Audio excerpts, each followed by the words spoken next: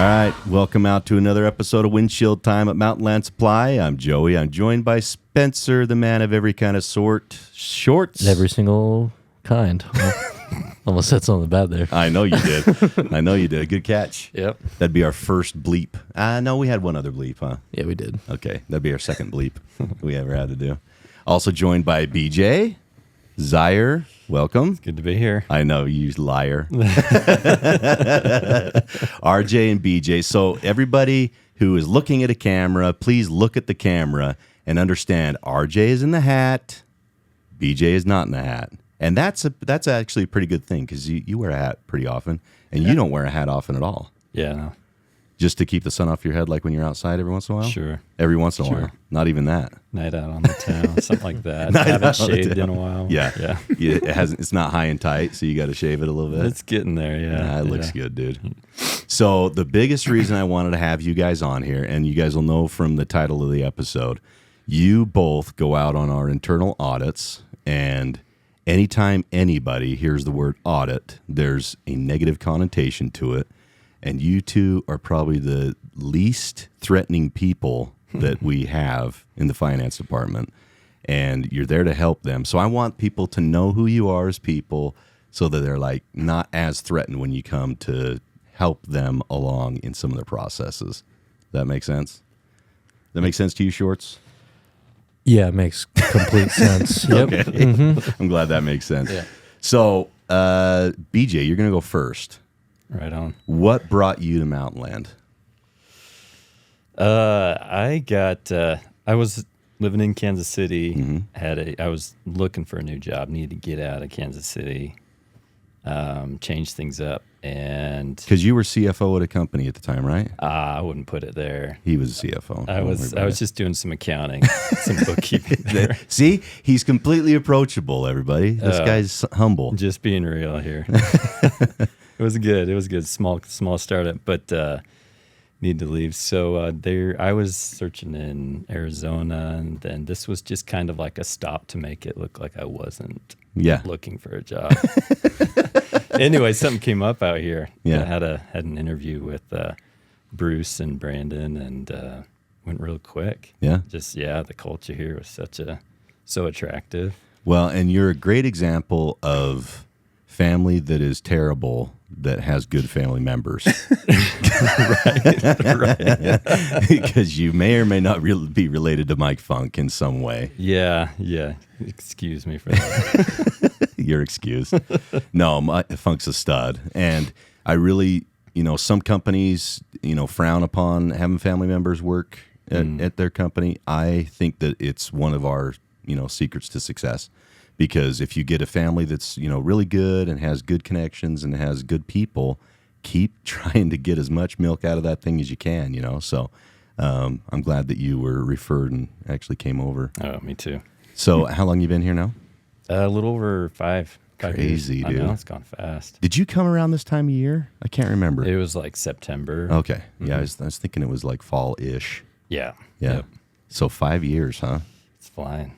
So, and you explain what your job is today in the finance department, like your responsibilities. Yeah, just getting those books closed every month, right? But We're interrupting at the moment, by the way. Right. So if these guys are twitchy, it's because I pulled them away from something super important. Yeah. I think that's kind of the primary first half of the month, every month. RJ and McKaylee they pretty much do it all. So I just take a look and make sure it all looks good. And then AP, AR, they report up to you as well. Yep. Right. So Amber's team, Natalie's team. Yep. Yeah. It's a lot, man. They're doing everything behind the scenes. They're just checking every once in a while, but really they kill it. They are awesome. I don't have to do a whole lot. These guys make my job so easy. Well, just like most every other department, we are just so blessed to have great people. Yeah. Totally. Everybody that cares about what they do deeply, and they don't shirk responsibility onto others. A lot of ownership. Yep. Yeah, we're super fortunate. Yep. All right, RJ, tell us about you, dude. So what brought you to Mountainland? So Bob Rasmussen actually warned me never to tell how I came to Mountainland. He said you don't want people knowing that. Yeah, right. My wife is the niece of Morgan Evans. So, See, another example. No, Morgan's a freaking stud. And Morgan called me and said that Mountainland was hiring an accountant and that I should go meet with Bruce. So like a few days later, I went and met with Bruce. And where were you before? I was working for a startup company in Spanish Fork. Okay. Yeah. And so I came in to meet with Bruce and I had like a resume and everything. And he's like, hey, like, what you doing here? And I was like, Morgan Evans said you were hiring. He's That is like, pure Morgan, we're dude. definitely not hiring right now. I was like, and I was like, Pure Morgan. okay, well, here's a resume. If you're ever are hiring, maybe give me a call. So worked out pretty good for me. And then how much longer later did you get a call? Like 2 weeks. Yeah, exactly. Yeah, Mike Munson called me and was like, hey, you want to go golfing? And we went golfing, and then I went out to lunch with BJ, and like shortly after that, See, they were it's like, amazing how quickly we can change when there's good people out there. Oh, yeah. You know? yeah. So because like Bruce, when I met with him, he was like, yeah, like we were thinking maybe in the next like 6 months to a year, and I was like, yeah, well, give me a call. Like I'd love to come talk to you, kind of thing. And then not even like it wasn't even like 2 months later, I was working here. So. It's awesome. No, we couldn't wait. Yeah. Yeah, honestly. And when you find somebody who is, you know, has the acumen that you do, and honestly, it's a lot to do with just the personality of the person, you know, because you have to work well with the team, and then the extended team. You have to be somebody who's approachable, who's willing to work with others, and you check all those boxes. So, Well, thank you. So It's how an long easy you been team here? to work for. it is, yeah, can be. I've just been here a little over 2 years. See, that seems like it's been like a blink, right? Yeah. In a lot of ways. And just like everybody else who fits in really well, it feels like you've been here for 2 weeks, but you've been here way longer, you know, because it just feels natural. It feels like you've always been here, but not very long. You know, Yeah. does that make sense? No, for sure. Yeah. Yeah. Like when I hit my 2 years, I was like, holy cow. Like that was the fastest 2 years ever. Yeah, flew Like, flew past, It was right? crazy. Yeah. And just like Mike, you know, you get that referral from somebody that's trusted, you know. Mike refers somebody, it's like, okay, if they're willing to put their name on somebody, that means a lot. And Morgan's the same way. So I'm just grateful both of you guys answered the call because the finance department right now is like so awesome. And you know, going into board meetings and having you guys and your credibility in there just gives me a ton of confidence to be able to, you know, lean on you guys a lot. So somebody who doesn't have a financial background like myself, being able to lean on you guys. I mean, I'm always the dum-dum in the room, but knowing you guys are there helps. So, so explain to me, and either of you or both of you can take this, but explain to me what kind of where the internal audit process came from and why we do it. Yeah, I can start. Yeah, I was kind of there at the origin. So our audit committee, I love those men. Yeah, They're on our great. board. Yep. Yeah, they're awesome. Yep. Starting to see that and this was probably maybe the end of 2020. I can't remember now, but it was soon after. Seeing the inventory balance that is starting to creep up there, right? Yeah. And Ron really wanted to make sure that we had eyes on all of that across all of our branches. Yeah. And so it just seemed like the logical step to start doing an internal audit of that. And so he tasked us with coming up with that. And so we kind of put our heads together, tried to put this together from scratch. And there was a lot of back and forth with the ops managers, with Ben, the regionals. And kind of was, it was a bit of a process, but finally got something that seemed like it was working, was going to be good. Identifying the risks that were out there and what controls do we have in place to mitigate those. And so it's, each year I feel like we refine it a little bit, but it's been a really good spot now. Well, beyond the board, you know, we're held to a pretty high standard by our valuation company when they come in each year to, you know, give us a certified share price. And having those internal audit processes dialed in gives them a lot of confidence every time they come in and talk with us. If they see a variance that they're not familiar with, we immediately have documentation to back up what that variance is, or an anomaly, something that they just haven't seen before. And we've recently changed, firms that we go to for our external audit in the last year. And just having that relationship be able to be kind of seamless is so important to get through that audit and to get those results published with the valuation company. So you guys doing what you're doing is huge for all of us, because we all depend on that share price for our retirement. So, Yeah. So BJ, you were here at the Origins, and then RJ, you've been part of that refining process. So what are the things that you're kind of looking for when you're going out to branches? Yeah, so BJ did all the hard stuff, and now I just got to go take all of his expertise and go. So I go out to each branch every year, annually do a count. I think we've counted like 46 branches last year. Which is crazy. Yeah, pretty wild. It is crazy. And then like we have regionals that will help us do the counts, like in Phoenix and Denver and Kansas and stuff. So even those guys get an internal audit done, which is awesome. But when I go out, I count actual product, and we do a few selections, and then I also just pick random stuff in the warehouse. Usually kind of looking for things that don't look like they've been touched or moved for Got a a lot long of dust time. on them. Yeah. Look like a boat anchor. It's like, what's that over in the corner that is a mangled? That nobody wants me to look at. Yeah. So- Heads up. Yep. So It's a dead giveaway. Yeah. Yep.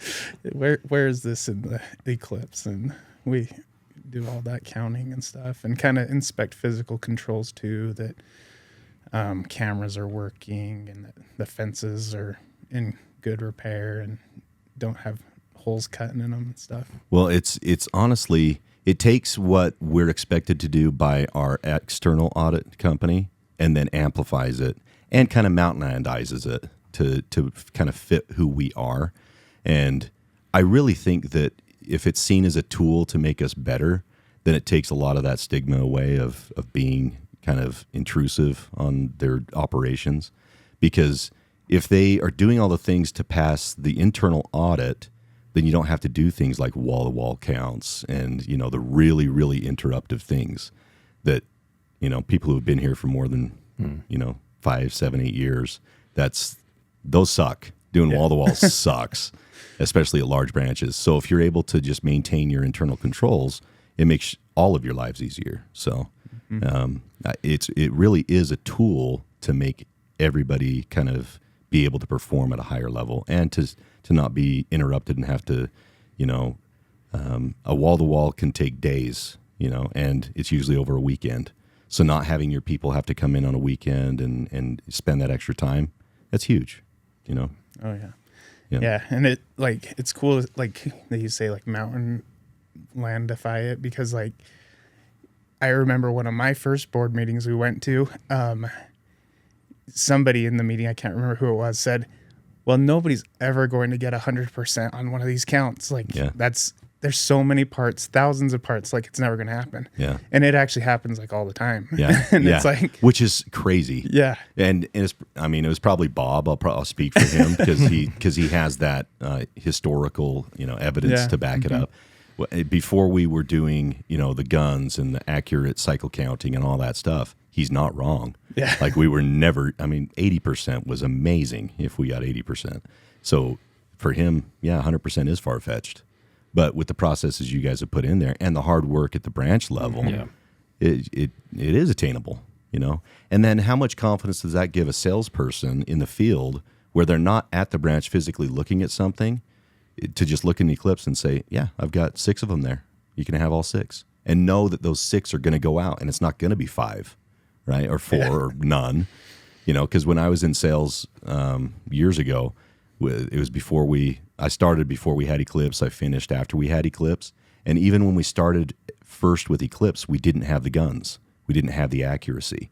And as we got more and more deployed with guns and accurate cycle counting, things got easier and better to where you have that confidence in the field. And a confident salesperson is the most dangerous, right? They can go, and dangerous in a good way. They can go out and they can take on the world because they have the confidence behind them to go out and take on any job, and to go out there kind of hesitant, that's the last thing you want a salesperson to do. So, and we're all reliant upon the revenue to generate the profit that we all, feed our families off of. So to have a motivated and a confident sales force is amazing. And you guys are a huge part of that. So just know that. I know that a lot of times we celebrate revenue, and we push revenue and we're very excited about it. It's because it's the easiest number to report and it's the easiest one that comes in. I mean, you guys know that. But everybody is a part of revenue. It's not just a salesperson. Every single person is part of it. So, that's my soapbox for revenue. But you guys do an amazing job. I'm like I said earlier, I'm so proud to have you guys on our team and to be on your team, because it makes my life so much easier, makes me have so much more confidence just that you guys have my back. So just know that. No, likewise. And that goes for your whole team. So we feel the support from our leadership heavily. Good. Yeah. Good. I'm glad you do. It makes a huge difference. Good. So do you have any next steps or anything that the branch managers or regionals should be looking for in the future, or is it kind of just going to be the same of what we've been doing? What do you got? You can go ahead. But yeah, that's actually a good segue. Yeah. You're professional. Yeah, right. Right. Yeah. So I think the audit committee wants us to start expanding into different areas, right? So now we've started looking more heavily at the P-card transactions and reimbursements. There's already quite a bit of controls around that, but we'll be doing an audit on that. There's other probably payroll will be in there, and then expenses that will come at some point. But that's what we're working on right now. As far as like the inventory expansion of that, I know we're working on a little bit, just a tweak and modification of what's going to be reported, because our managers have that month-end report that they fill out for us so diligently.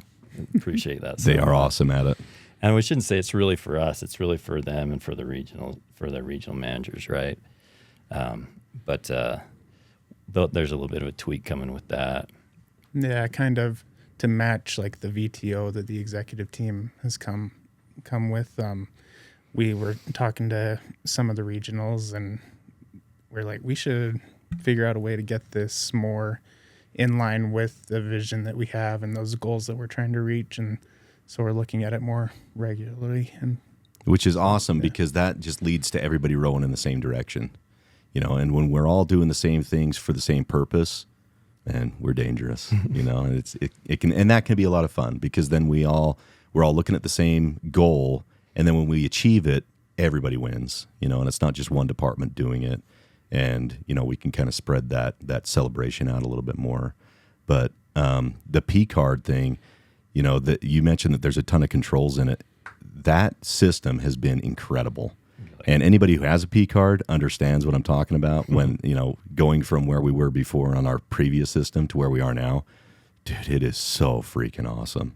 So nice, so easy. So it's very user-friendly. Yeah. And because it's so user-friendly, people will do it, and then you don't have those huge, variances or things that you can't trust in it, because there is the safeguards put in place. And I really see you guys as kind of the gatekeepers and making sure that if there are leak paths in any of our operations, that you guys identify those and kind of put a stop to it, so that we can. And it's not a policing thing. This is just to make it so that all of us are looking at the right things and we don't have the leaks, because that kills companies. Leaks kill companies. So looking at payroll, I think of government a lot when I think of this stuff, because I don't know, like Doge stuff, I guess. But looking at payroll, and our payroll department does an amazing job. But are there things that maybe slip through that you don't even know? Because we have over 1,100 people working here. Is one of those somebody who doesn't even work here anymore, and they're still receiving a check because we missed something? And to look at that sort of thing, that's just next level, right? And it just protects our company. So I love that you guys are always looking for the next thing. That's why I asked the question, because you're not the type of people that kind of rest on your laurels and just take it as it comes. That's why we've gotten to where we are today, and that's why it's such a great process today, is because you guys are looking for the next thing constantly. So I just appreciate that. Well, the branch managers are so helpful. I've been amazed at their responsiveness and attitude when we come with these things that, hey, we're getting bigger. We need some help with more documentation and things, and they're so responsive. Make this process a lot easier, and it's growing pains, right? Sure, but they're champs. Yeah, they are awesome. Yeah, and I hear from you guys that they're super helpful. I talk with them, and I hope that they're super helpful. But it's good to hear that they are. Yeah. Because again, it's just all of us doing the right things helps us all get to what our goals are, and our goals are never layups. We're all a bunch of people who are built to just keep wanting a little bit more out of ourselves. So I'm glad you guys are the same. Shorts, you got any brain busters you want to ask them? Yeah, what's the worst thing about auditing? What's the one thing you dread when you got to do this? There you go. Yeah, I feel like RJ is deepest in this. Probably when you do find issues, you're like, oh, I've got to make a phone call.